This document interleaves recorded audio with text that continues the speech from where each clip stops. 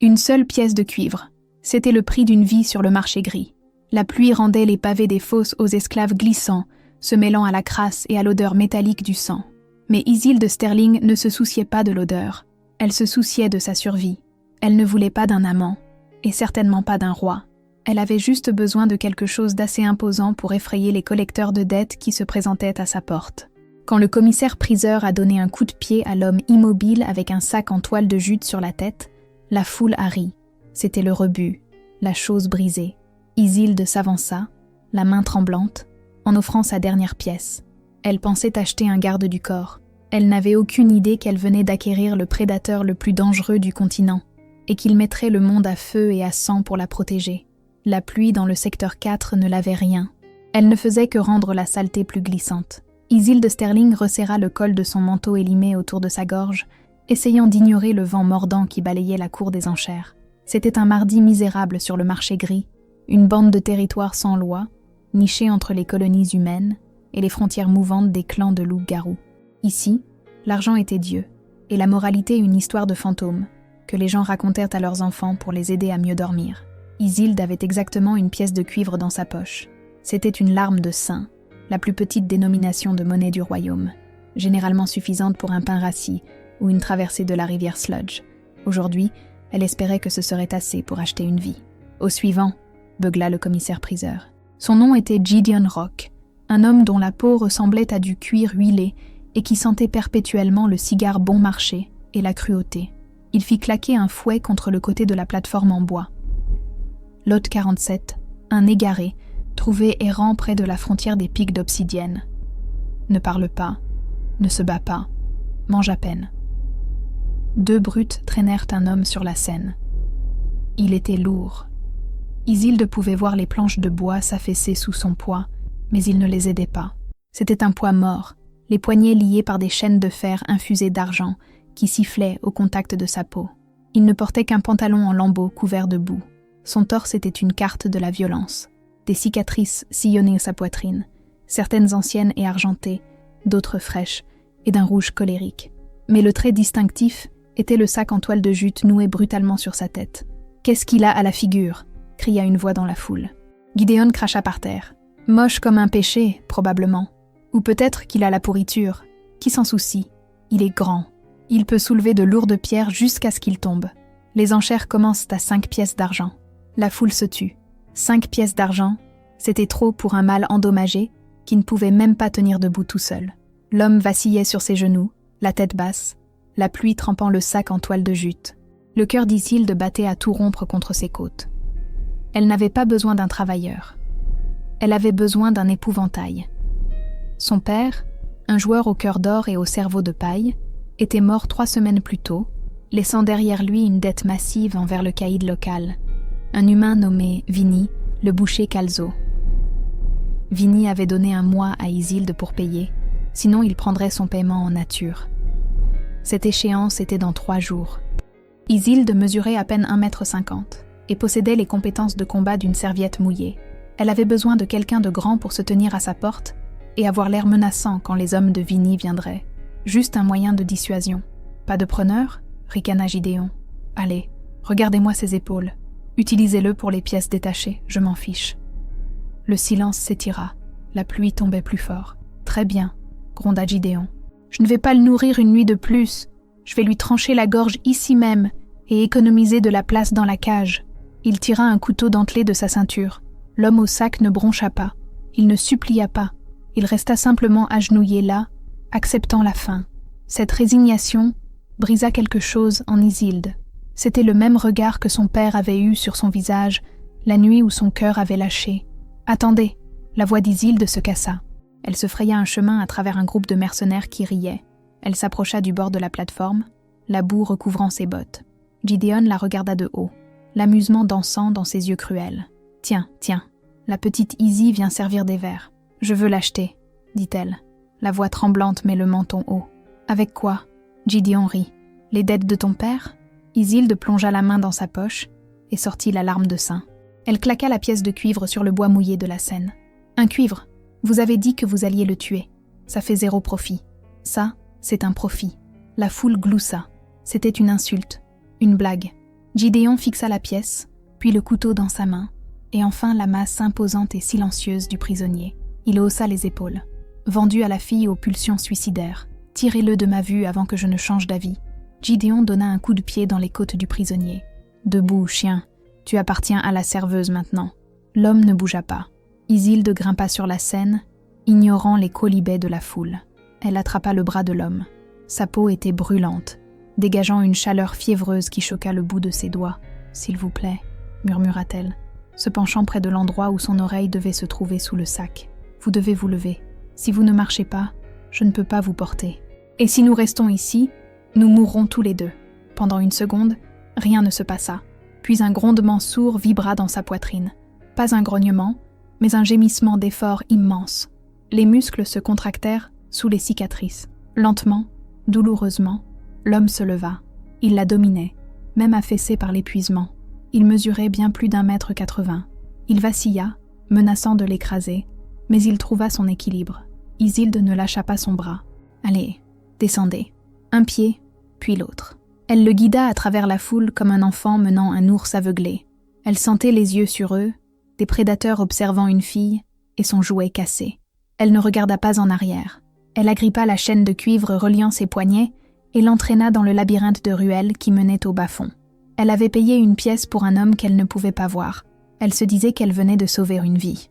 Elle ne savait pas qu'elle venait de changer l'histoire. Son appartement était un placard de rangement reconverti au-dessus d'une boulangerie en faillite. Ça sentait la levure et le bois humide, mais il y avait un verrou sur la porte, ce qui était le seul luxe qu'Isilde pouvait s'offrir. Faire monter l'homme par l'escalier étroit avait été un cauchemar.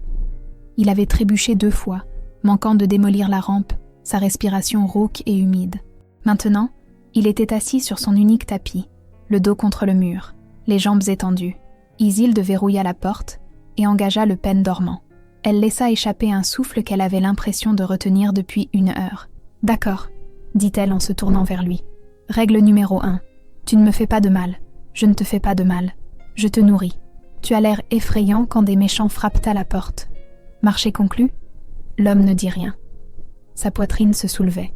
Isilde s'approcha de lui avec précaution. « Je dois enlever ce truc de ta tête. Je dois voir si tu es humain ou loup. » Sur le marché gris, les loups étaient courants, mais généralement, c'était eux qui tenaient à la laisse. Un loup enchaîné était rare. Un loup vendu pour un cuivre était du jamais vu. Elle tendit la main. Il ne recula pas. Ses doigts trouvèrent le nœud du sac en toile de jute à l'arrière de son cou. Il était mouillé et serré, mais elle le défit avec ses ongles. D'une traction douce, elle retira le sac. Isilde eut le souffle coupé, laissant tomber le tissu rugueux sur le sol. Il n'était pas laid. Il était d'une beauté terrifiante. Ses cheveux étaient emmêlés de sang et de boue, noirs comme l'aile d'un corbeau, lui tombant dans les yeux. Sa mâchoire était forte, couverte d'une barbe sombre d'1 semaine. Une coupure en zigzag courait de sa tempe à sa pommette, mais cela n'enlaidissait pas son visage. Cela lui donnait un air dangereux. Mais ce furent ses yeux qui la figèrent sur place. Ils étaient ambrés, non pas du brun doux d'un humain, mais de l'or en fusion incandescent d'un loup. Et en ce moment, ils étaient dilatés, sans focus, et brûlants de douleur. « Loup », murmura-t-elle. Il cligna des yeux, essayant de se concentrer sur son visage. Ses lèvres se fendillèrent alors qu'il tentait de parler, mais seul un râle sortit. « De l'eau !» Isilde se précipita vers sa petite kitchenette, remplissant une tasse ébréchée d'eau du robinet. Elle revint en courant et la porta à ses lèvres. Il but avidement, l'eau coulant sur son menton et lavant des traînées de saleté. « Doucement !» le gronda-t-elle gentiment. « Tu vas te rendre malade. » Il finit la tasse et laissa sa tête retomber contre le mur. Il la regarda vraiment pour la première fois, ses narines se dilatant, inhalant son odeur. « À qui ?» râla-t-il, sa voix sonnant comme du gravier qu'on broie. « Je suis Isilde, » dit-elle. « Je t'ai acheté. Enfin, j'ai payé les frais de sortie. Je ne crois pas qu'on puisse posséder les gens. » Il laissa échapper un rire sec et amer qui se transforma en tout. « Tout le monde possède quelqu'un. Pas ici, » dit-elle fermement. Elle attrapa la trousse de premier secours qu'elle gardait sous l'évier, une bouteille de whisky bon marché et quelques chiffons propres.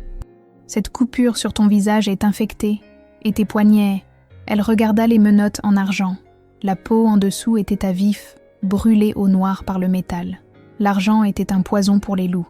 Il bloquait leur guérison, les maintenait faibles, et s'ils restaient trop longtemps, Il les rendait fous. « Je n'ai pas la clé, dit-elle, la panique montant. Gideon ne m'a pas donné la clé. » L'homme ferma les yeux. « Tu loupes, marmonna-t-il dans le sang. » Isilde comprit. Il l'avait drogué, le maintenant sous sédatif pour qu'il ne puisse pas se transformer, ne puisse pas se battre. L'argent n'était que le plan B. La drogue était la vraie chaîne. « Je peux nettoyer les blessures, » dit-elle en versant du whisky sur un chiffon. « Mais l'argent doit partir. J'ai une scie à métaux. C'est pour les tuyaux. Ça prendra des heures. Fais-le, » gronda-t-il à travers ses dents serrées. Isilde passa les 4 heures suivantes à genoux devant l'étranger. Ses mains se couvrirent d'ampoules, alors qu'elle sciait les maillons de fer des menottes. L'incrustation d'argent rendait le métal mou, mais dense. Chaque fois que la scie glissait et éraflait sa peau, son corps se raidissait, les muscles se bloquant comme des câbles d'acier, mais il ne cria jamais. Elle apprit la géographie de sa douleur, la façon dont il retenait sa respiration quand elle touchait ses côtes, la façon dont ses yeux suivaient à la porte chaque fois qu'un plancher craquait à l'extérieur. Pendant qu'elle travaillait, elle parlait. Elle ne savait pas pourquoi, mais le silence semblait pesant. Elle lui parla de son père, de Vinnie le boucher, de la pièce de cuivre. « Tu es une idiote », dit l'homme doucement, sa voix gagnant une fraction de force à mesure que la nuit avançait. « Pardon ?» Isilde s'arrêta, la scie reposant sur la chaîne. « Tu as dépensé ta dernière pièce pour un homme mort. Tu aurais dû acheter un couteau. »« Je ne suis pas une tueuse, » dit doucement Isilde. « Alors tu seras une victime, » répondit-il. Ses yeux ambrés la fixèrent. « Quel est ton nom déjà ?»« Isilde. »« Izzy. »« Izzy » testa-t-il le nom. Cela sonnait étranger sur sa langue, habitué à crier des ordres, pas à murmurer des noms dans le noir. « Je suis Silas. » Il ne donna pas de nom de famille. Il ne dit pas « Je suis l'Alpha Silas Blackwood, souverain des pics d'obsidienne, chef des 7 meutes. » Il ne pouvait pas. Cet homme était mort le jour où son second, Kelvin Venn, avait glissé du tulou dans son vin et l'avait vendu à des esclavagistes pendant que sa meute regardait, paralysée par les mensonges. S'il lui disait qui il était, elle s'enfuirait. Ou pire, elle essaierait de le revendre à ses ennemis pour une fortune. « Juste Silas ?» demanda-t-elle. « Juste Silas. » Avec un dernier craquement strident, la chaîne entre ses poignets se brisa. Les menottes étaient toujours là, mais ses mains étaient libres de bouger indépendamment. Silas laissa échapper un souffle profond et frissonnant. Il regarda ses mains, fléchissant les doigts d'un raide. Il pouvait sentir le loup en lui, enfoui sous des couches de brouillard induit par la drogue, s'agiter. Il était faible, une bougie vacillante dans une tempête. Mais il était là. Il regarda la petite femme humaine fragile assise en face de lui. Elle avait des cernes sous les yeux. Ses mains étaient tachées de graisse et de son sang, et elle sentait l'eau de pluie et le savon bon marché. Elle n'avait aucune idée de ce qu'elle venait de déchaîner dans son salon. « Merci », dit-il. C'était la première fois en 6 mois qu'il prononçait ces mots. « Ne me remercie pas encore », dit Isilde en se levant et en s'étirant le dos. « Vinnie vient vendredi. Tu dois être capable de te tenir debout sans tomber d'ici là. » Silas regarda ses jambes, puis son visage. Un étrange instinct protecteur s'enflamma dans sa poitrine. Pas le devoir de l'alpha envers sa meute, mais quelque chose de primal. Elle l'avait nourri. Elle avait libéré ses mains. « Vendredi », répéta Silas. « Qui est Vinnie ? Un usurier, un humain. » La lèvre de Silas se retroussa en un ricanement. Un humain menaçant sa sauveuse. Le loup à l'intérieur grogna, un son qui fut audible cette fois. Isilde recula d'un pas, les yeux écarquillés. « Ne t'inquiète pas, petit cuivre », dit Silas, utilisant le surnom qui lui était venu à l'esprit. Il se leva lentement. Il était encore étourdi, mais la liberté de ses mains lui donnait l'équilibre. Il la dominait, son ombre l'engloutissant entièrement. « D'ici vendredi », jura-t-il, sa voix tombant à un grondement qui fit vibrer le plancher. « Vinnie regrettera d'avoir jamais appris ton nom. » Mais Silas avait un problème plus important qu'un usurier. Alors que le tulou commençait à être métabolisé hors de son système, l'odeur le frappa. Elle avait été masquée par la boue, le sang et les drogues. Mais maintenant, dans l'espace confiné de l'appartement, c'était indéniable. C'était l'odeur d'ozone et de fleurs sauvages. Compagne. La réalisation le frappa comme un coup physique. La déesse de la lune, dans son sens de l'humour infini et tordu, avait associé le roi Alpha à une serveuse humaine sans le sou dans les bas-fonds. Il ne pouvait pas la revendiquer. Pas maintenant. Il était un roi sans trône, un loup sans meute. Si ses ennemis savaient qu'elle était sa compagne, ils ne se contenteraient pas de la tuer. Ils l'utiliseraient pour le briser complètement. Il devait mentir. Il devait prétendre qu'elle n'était rien de plus qu'un moyen pour arriver à ses fins. « J'ai besoin de nourriture », exigea Silas, son ton se durcissant et masquant sa révélation. « De la viande, saignante ?» Isilde cligna des yeux face au changement soudain de son comportement. « J'ai des restes de jambon. Apporte. » Alors qu'elle se tournait vers le réfrigérateur, Silas s'appuya contre le mur, fermant les yeux. Il la protégerait de ce Vinny. Il lui devait bien ça. Mais une fois qu'il aurait retrouvé ses forces, il partirait. Il avait un royaume à brûler et un traître à tuer. Il n'y avait pas de place pour une compagne humaine dans sa guerre. C'est du moins ce qu'il se disait. 3 jours passèrent dans un flou de fièvre et de tension. Silas guérit avec une vitesse terrifiante. Les petites coupures disparurent du jour au lendemain. La profonde entaille sur son visage se scella en une cicatrice argentée qui ne faisait qu'ajouter à son allure menaçante. Il passait les journées à faire des pompes sur son sol, des centaines d'entre elles, la sueur rendant sa peau luisante, alors qu'il brûlait les derniers restes de poison de son sang. Isilde travaillait double service au bar, ramenant des restes de steak et de viande hachée crue qu'elle prétendait que le cuisinier avait jetés.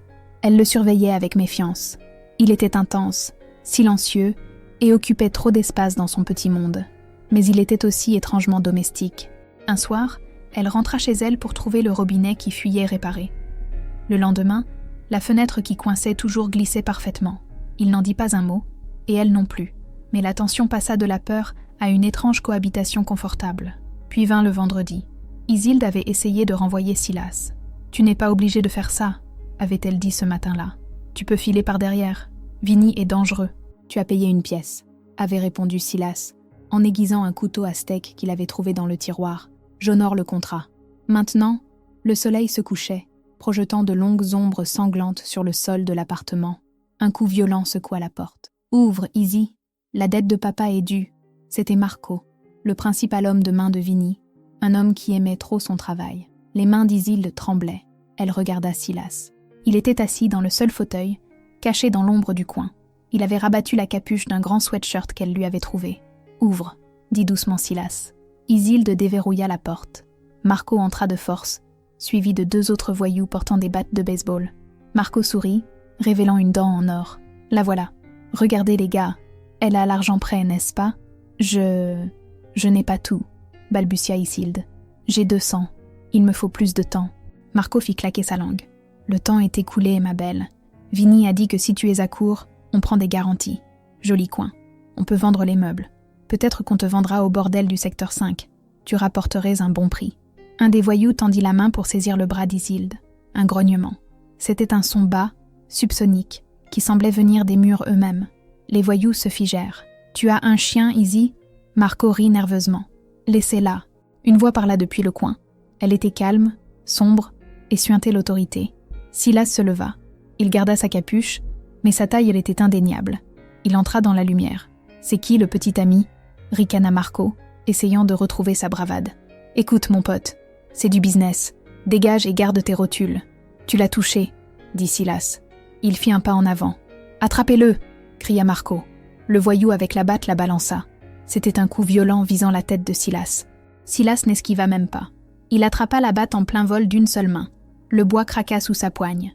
D'un simple mouvement du poignet, il arracha la batte et donna un revers au voyou à travers le visage. L'homme vola à travers la pièce, s'écrasant dans la kitchenette avec un bruit sourd et écœurant. Le deuxième voyou sortit un couteau. Silas bougea plus vite que l'œil humain ne pouvait le suivre. Il combla la distance, attrapa la gorge de l'homme et le souleva du sol d'un seul bras. Le voyou gigota impuissant, les pieds pendant à 60 centimètres du sol. « Partez !» murmura Silas à l'homme qui suffoquait. Il le jeta sur le palier extérieur comme un sac de déchets. Marco était seul. Il tremblait, cherchant un pistolet à sa ceinture. « Ne fais pas ça !» prévint Silas. Sa capuche tomba. Marco vit les yeux, l'ambre incandescent. « Loup !» haleta Marco. « Tu es un égaré. Tu n'es rien. » Silas s'approcha, dominant l'homme de main. Il se pencha, son visage à quelques centimètres de celui de Marco. « Je ne suis pas un égaré. Et si jamais tu t'approches de cette porte, si jamais tu la regardes à nouveau, je te trouverai. Je pèlerai la peau de tes os et je l'utiliserai pour emballer mon prochain cadeau à ton patron. Tu comprends ?» Marco hocha la tête frénétiquement, l'urine assombrissant le devant de son pantalon. « Cours !» Marco courut. Il enjamba son camarade tombé, et se jeta pratiquement dans les escaliers. Le silence revint dans l'appartement. Isilde était plaquée contre le mur, les yeux écarquillés. Elle avait vu de la violence sur le marché gris, mais jamais comme ça. C'était une violence contrôlée, efficace, royale. Silas se tourna vers elle. La lueur dorée s'estompa de ses yeux, redevenant un miel profond et chaud. Il la regarda, vérifiant si elle était blessée. « Tu es blessée ?» demanda-t-il. Isilde secoua lentement la tête. « Qui es-tu, Silas ?»« Vraiment ?» Silas regarda la porte ouverte, puis la femme qui l'avait sauvé, la femme qui était sa compagne. Il ne pouvait plus mentir, pas après avoir montré sa force. « Je suis quelqu'un qui est parti depuis trop longtemps, » dit-il lourdement, « et je dois y retourner. » Il se dirigea vers la fenêtre, regardant vers la silhouette lointaine des montagnes, les pics d'obsidienne. « Mon nom est Silas Blackwood, » dit-il en se tournant pour lui faire face. « Et quelqu'un a volé mon trône. » Isilde halta. Chaque enfant connaissait le nom de Blackwood, le roi Alpha, le loup le plus fort de sa génération. « Le roi ?» murmura-t-elle. « J'ai acheté le roi pour un sou. » « Et ce sou ?» dit Silas, s'approchant d'elle et prenant doucement sa main, la première fois qu'il initiait le contact. « T'as acheté ma protection pour toujours. Je dois aller au pic, Izzy. Je dois tuer Kelvin 20. »« Tu mourras seul, » dit-elle. « Tu n'as pas de meute. Tu n'as pas d'argent ? J'ai mes griffes. Il te faut un moyen d'entrer, » rétorqua-t-elle, son esprit s'emballant. « Les frontières sont fermées. Mais je connais les contrebandiers. Je connais les routes. »« Non, » grogna Silas. « C'est trop dangereux. Je t'appartiens, tu te souviens ?» dit Isilde. Un courage féroce soudain s'emparant d'elle. « J'ai le reçu. Tu ne vas nulle part sans moi. » Silas la fixa. Il aurait dû lui ordonner de rester. Il aurait dû utiliser sa voix d'alpha pour exiger son obéissance. Mais en regardant le feu dans ses yeux, il sut que c'était inutile. Elle était sa compagne. Elle était aussi têtue que lui. « Fais ton sac, petit cuivre, » dit le roi Alpha, un soupçon de sourire dangereux jouant sur ses lèvres. Nous partons à l'aube.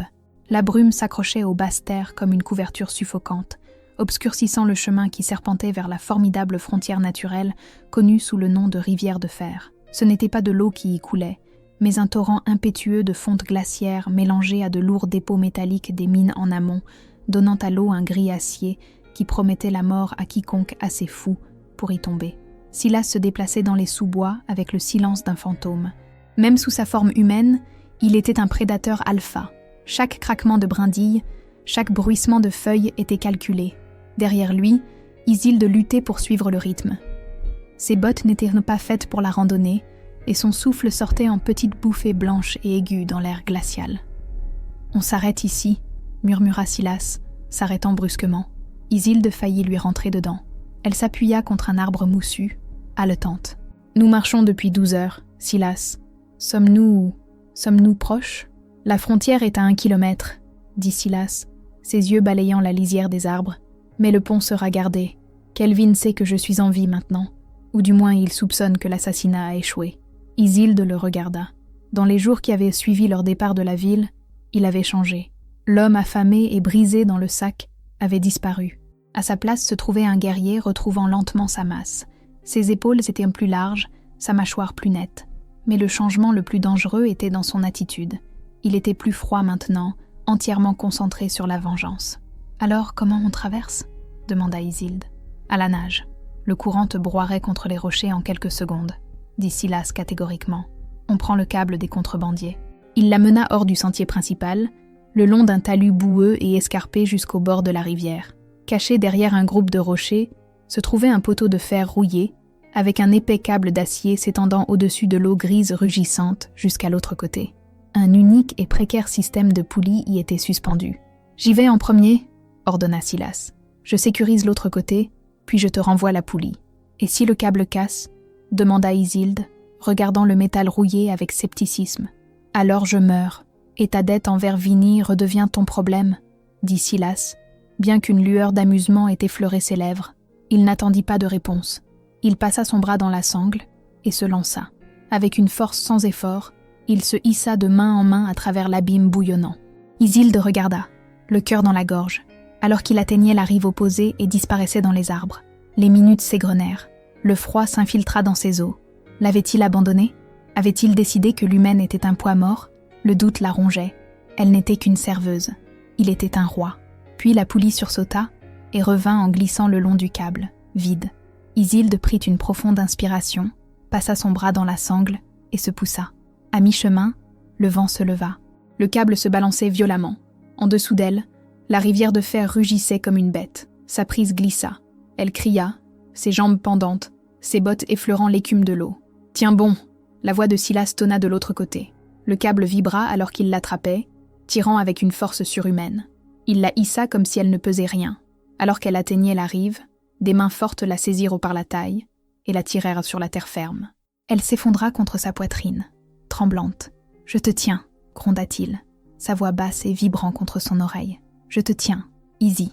Pendant un instant, il ne la lâcha pas. Son nez effleura ses cheveux, inhalant son parfum. La proximité était enivrante.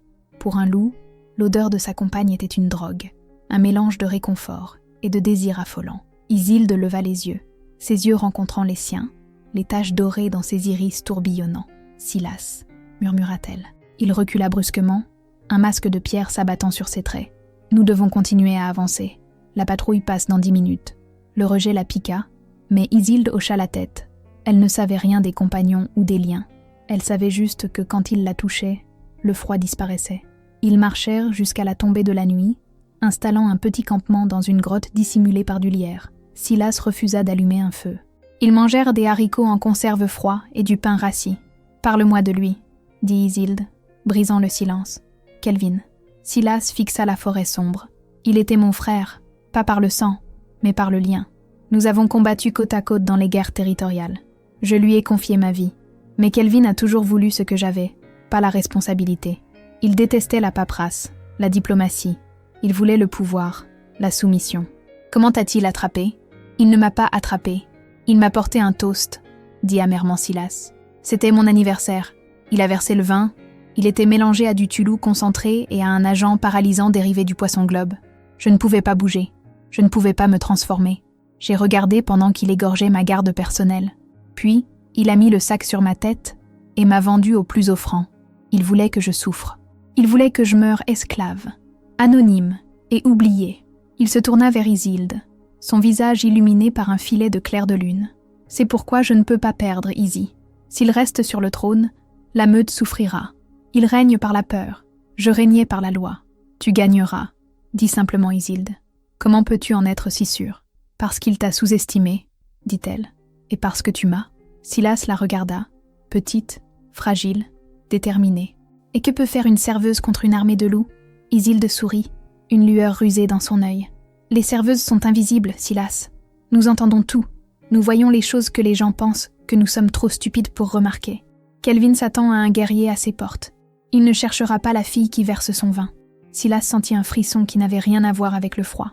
Elle avait raison, et cela le terrifiait, car pour utiliser son arme, il devrait la mettre directement dans la gueule du lion. Black Hollow était une ville minière nichée à la base des pics d'obsidienne. C'était un lieu de suie, de sueur et de secret. La ville était techniquement sous la juridiction de la couronne, mais sa loyauté avait toujours été au plus offrant. Silas portait une lourde cape, son visage caché.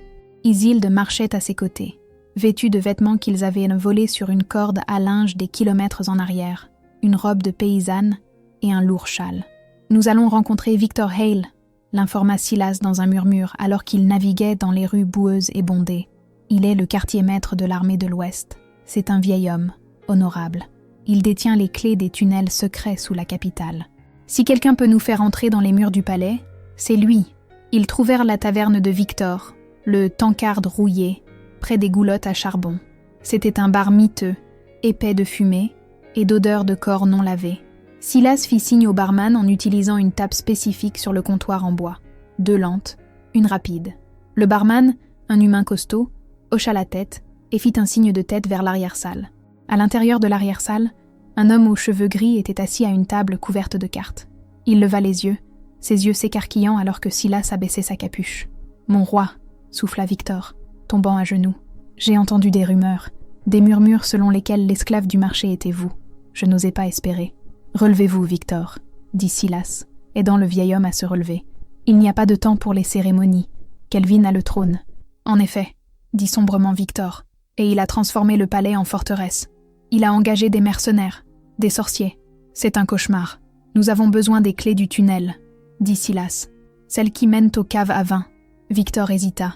Ses yeux se tournèrent vers la porte, puis revinrent vers Silas. « Les clés ?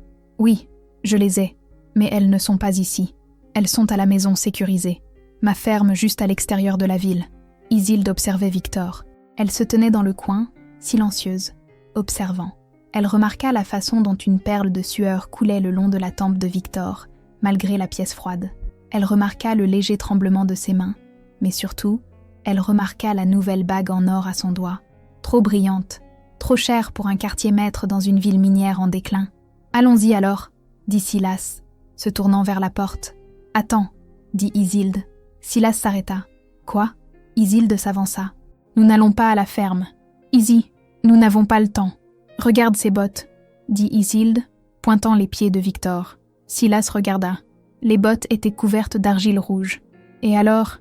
demanda Silas. « Le sol autour de Black Hollow est de la poussière de charbon noir, » dit Isilde, sa voix ferme. « On trouve de l'argile rouge dans le canyon où la garnison est stationnée. » Elle tourna son regard vers Victor. « Vous n'êtes pas allé à votre ferme.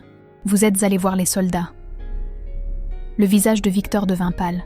Il se jeta sur un cordon de sonnette accroché au mur. « Traître !» rugit Silas. Silas se déplaça à une vitesse fulgurante, interceptant Victor avant qu'il ne puisse tirer sur le cordon. Il plaqua le vieil homme contre le mur, son avant-bras appuyé contre la gorge de Victor. « Pourquoi ?»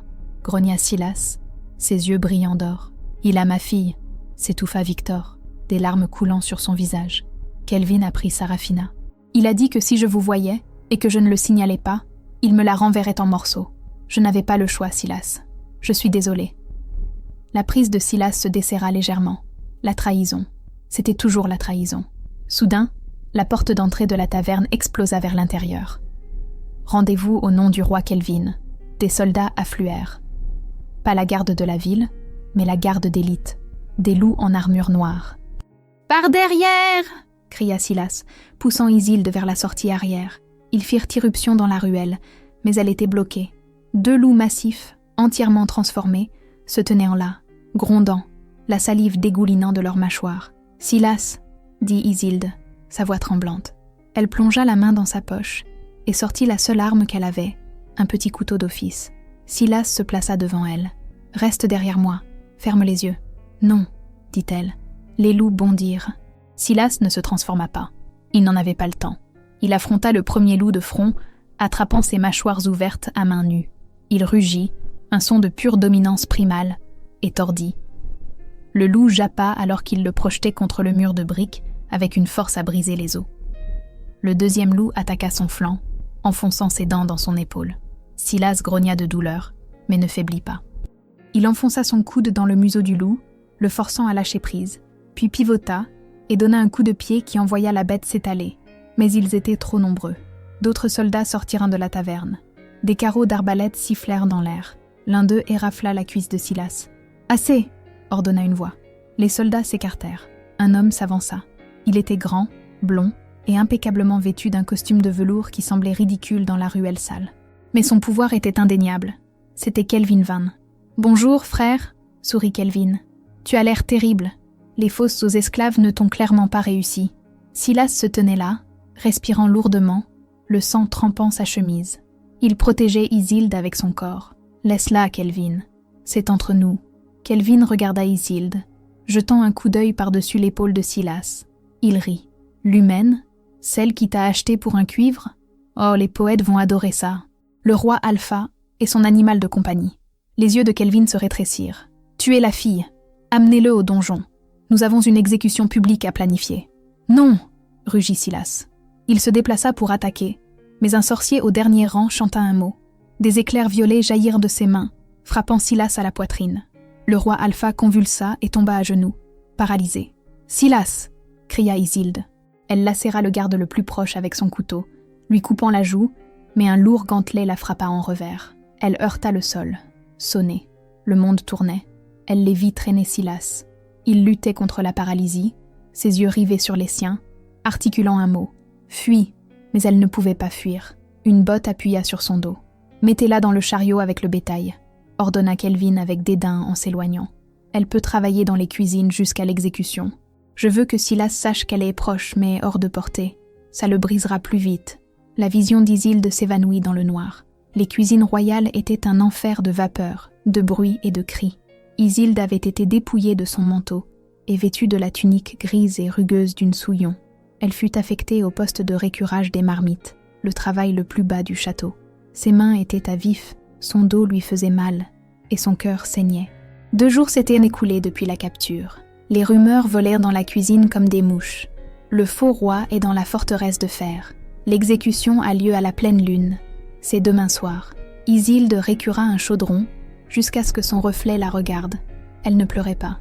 Elle planifiait. « Hé, la nouvelle !» cria la chef cuisinière, une femme massive nommée Helga. « Arrête de rêver et transporte ces tonneaux de vin à la salle de banquet supérieure. L'usurpateur, je veux dire sa majesté, organise un dîner pour le Haut Conseil ce soir. » Isilde hocha la tête, gardant la tête baissée. Oui, chef, c'était sa chance. Elle chargea un chariot de lourds tonneaux de vin rouge millésimés. Elle le poussa à travers les couloirs labyrinthiques du château. Elle connaissait la disposition, non pas parce qu'elle était venue ici, mais parce que Silas la lui avait décrite pendant les longues nuits de leur voyage. Il avait décrit les puits de ventilation, les passages de service, les angles morts. Elle atteignit l'entrée de service de la salle de banquet. À l'intérieur, de la musique jouait. Elle pouvait entendre la voix de Kelvin, douce et arrogante, tenant sa cour. Isilde n'entra pas. Au lieu de cela, elle poussa le chariot dans une alcôve étroite près du monte-charge de la cave à vin. Elle regarda autour d'elle, vide. Elle souleva le couvercle d'un des tonneaux. Il n'était pas plein de vin. Plus tôt dans la journée, en ramassant des herbes dans les camions de livraison, elle avait volé des poignées de fleurs de belladone et de tulou qui poussaient à l'état sauvage près du tas de compost. Elle les avait écrasées en une pâte. Ce n'était pas assez pour tuer une salle pleine d'alpha, mais c'était assez pour les rendre malades, pour semer le chaos. Mais le chaos ne suffisait pas. Elle avait besoin d'une clé. Elle devait se rendre à la forteresse de fer. « Vous là !» grogna un garde sortant du coin. « Qu'est-ce que vous faites ?» Isilde se figea. Elle adopta le personnage qu'elle avait perfectionné au fil des années de service. La fille terrifiée et incompétente. « Oh, monsieur !» Elle laissa tomber une louche, faisant un grand bruit. « Je suis tellement désolée. Je vérifiais juste le joint. Chef Helga me tuera si le vin est bouchonné. » Le garde leva les yeux au ciel. « Stupide humaine. Allez, bougez. »« Oui, monsieur. Mais pourriez-vous m'aider ?» Elle battit des cils, l'air pathétique. « La roue est coincée. Je ne peux pas le pousser. » Le garde soupira, sa fierté piquée. « Écartez-vous. » Il se pencha pour vérifier la roue. Ce faisant, Isilde attrapa la lourde bouteille de vin qu'elle avait cachée derrière son dos. Tac. Elle l'abattit sur la base de son crâne avec toute la force qu'elle possédait. La bouteille ne se cassa pas, mais le garde s'effondra. Isilde le traîna dans l'alcôve. Ses mains tremblaient violemment. Elle fouilla sa ceinture. Là, un lourd trousseau de clés en fer et une carte d'accès pour les serrures magnétiques. Elle prit sa dague. Elle prit les clés. Elle regarda la forme inconsciente du garde. « Désolée, » murmura-t-elle, « mais j'ai un service à terminer. » Elle n'alla pas à la salle de banquet. Elle descendit au-delà des cuisines, au-delà des caves, dans l'obscurité humide et froide des donjons. La forteresse de fer était conçue pour détenir des monstres. Les murs étaient tapissés d'argent. L'air bourdonnait de protection de suppression. Il y avait 2 gardes à la porte principale. Isilde ne pouvait pas les combattre, mais elle avait la plus grande arme de la serveuse, la présomption de servitude. Elle ajusta sa robe, ébouriffa ses cheveux pour avoir l'air dépenaillé et attrapa un plateau de restes de viande des déchets de cuisine qu'elle avait gardés. Elle marcha droit vers eux. « Livraison pour le prisonnier », piailla-t-elle. « Le roi Kelvin dit qu'il veut que le prisonnier mange bien avant demain. Il le veut fort pour le spectacle. » Les gardes échangèrent un regard. L'un renifla l'air. « Tu sens la peur, petite. »« J'ai peur, » balbutia-t-elle sincèrement. « C'est un monstre, n'est-ce pas ?» Les gardes rirent. Il l'était. Maintenant, ce n'est plus que de la viande. « Allez. » Ils ouvrirent la porte. Isilde entra dans le couloir des cellules. Tout au bout, dans une cellule faite de verre et de barreaux d'argent, était assis Silas. Il était enchaîné au mur par le cou et les poignets. Il était torse nu, son corps couvert de nouvelles blessures, la tête basse. Isilde s'approcha de la vitre. « Silas » murmura-t-elle. Sa tête se releva brusquement. Ses yeux étaient ternes, l'or virant au brun. Il cligna des yeux, pensant qu'il hallucinait. « Izzy, je te l'avais dit » dit-elle, les larmes coulant enfin alors qu'elle enfonçait la clé dans la serrure. « J'ai payé une pièce. Je ne pars pas sans mon achat. » La serrure cliqua. La porte s'ouvrit. Silas la fixa alors qu'elle se précipitait, cherchant les clés des chaînes autour de ses poignets. « Comment » râla-t-il. « J'ai frappé un garde avec une bouteille de merlot », dit-elle frénétiquement en déverrouillant les menottes. C'était un millésime 2015, un gaspillage de bon vin. Les lourdes chaînes tombèrent. Silas l'attrapa avant qu'elle ne puisse se retirer. Il la serra contre sa poitrine, enfouissant son visage dans son cou. Il tremblait. « Tu es folle », souffla-t-il contre sa peau. « Tu es la créature la plus téméraire, la plus insensée, la plus magnifique que j'ai jamais rencontrée. On pourra flirter plus tard ?» demanda Isilde, sa voix étouffée par sa poitrine. « Il faut qu'on parte. »« Non, non », dit Silas en se reculant. Ses yeux s'enflammaient à nouveau. L'or revenait, plus brillant qu'avant. La proximité de sa compagne, son courage, nourrissait son loup, brisant les protections de suppression par la seule force de sa volonté. « Nous ne partons pas », dit Silas. Un sourire sombre et terrifiant s'étala sur son visage. Le haut conseil est à l'étage. Kelvin est à l'étage. Il se leva, étirant ses bras, ses articulations craquant. Le pouvoir qui émanait de lui déformait l'air. « Ce soir, » déclara le roi Alpha, « nous ne fuyons pas. Ce soir, nous dînons. » La salle de banquet était un étalage d'opulence. Des chandeliers dégoulinèrent de cristaux. Les tables gémissaient sous le poids des bêtes rôties et des fruits exotiques. Kelvin était assis en bout de table, levant une coupe. « À l'avenir », trinqua Kelvin, et à la fin de la lignée Blackwood. Les membres du conseil, un mélange de sycophantes et de chefs de meute terrifiés, levèrent leurs verres. Boum! Les immenses portes doubles de la salle ne s'ouvrirent pas seulement, elles se désintégrèrent. Des éclats de bois volèrent comme des éclats d'obus. Le silence tomba sur la pièce. À travers la poussière, une silhouette entra. Il portait un pantalon en lambeaux et était couvert de la saleté du donjon, mais il le portait comme un manteau royal. Ses yeux brûlaient comme des soleils jumeaux. À côté de lui, marchait une petite femme humaine dans une robe de souillon sale, tenant la dague d'un garde. « Silas », murmura Kelvin, son verre glissant de ses doigts et se brisant sur le sol. « Tu es assis sur ma chaise », dit Silas. Sa voix n'était pas forte, mais elle parvint à tous les coins de la pièce. « Garde !» hurla Kelvin. « Tuez-le !» 12 gardes d'élite se précipitèrent sur Silas. Cette fois, il n'y avait pas d'embuscade. Il n'y avait pas de drogue. Il n'y avait que le roi Alpha en présence de sa compagne. Silas se déplaça comme une tempête. Il ne se transforma pas complètement. Il entra dans la forme de guerre, humanoïde, mais avec des griffes, des crocs et de la fourrure. Il déchiqueta les gardes. Ce n'était pas un combat, c'était une exécution. Isilde resta en arrière, dos à un pilier de pierre. Un garde tenta de flanquer Silas, visant son dos exposé. Isilde le vit. Elle lança la dague. Ce n'était pas un coup mortel, mais elle se planta dans la cuisse du garde. Il trébucha. Silas se retourna, vit le garde et lui arracha la gorge. Il regarda Isilde et lui fit un clin d'œil. Kelvin se leva, son visage se tordant en un masque de pure rage. « J'aurais dû te tuer dans le ventre de ta mère. » Kelvin se transforma. C'était un loup doré massif, plus grand que les autres, mais élégant, choyé. Silas se transforma aussi. Son loup était noir de jais, balafré, et rayonnait d'un pouvoir sombre et ancien. Les deux rois s'affrontèrent au centre de la pièce, renversant la table du banquet. Les assiettes et la nourriture volèrent. Ils se déchiquetèrent, un tourbillon de fourrure et de dents. Le conseil regardait avec horreur, se pressant contre les murs. Kelvin était rapide, but il était devenu mou au palais. Silas avait passé des semaines en enfer. Il avait été brisé et reconstruit. Silas attrapa la gorge de Kelvin dans ses mâchoires. Il mordit. Kelvin gémit. Un son aigu, pathétique. Silas le projeta à travers la pièce. Kelvin reprit sa forme humaine, glissant sur le sol en marbre, saignant abondamment. Il leva les yeux, haletant. Silas se tenait au-dessus de lui, reprenant sa forme humaine.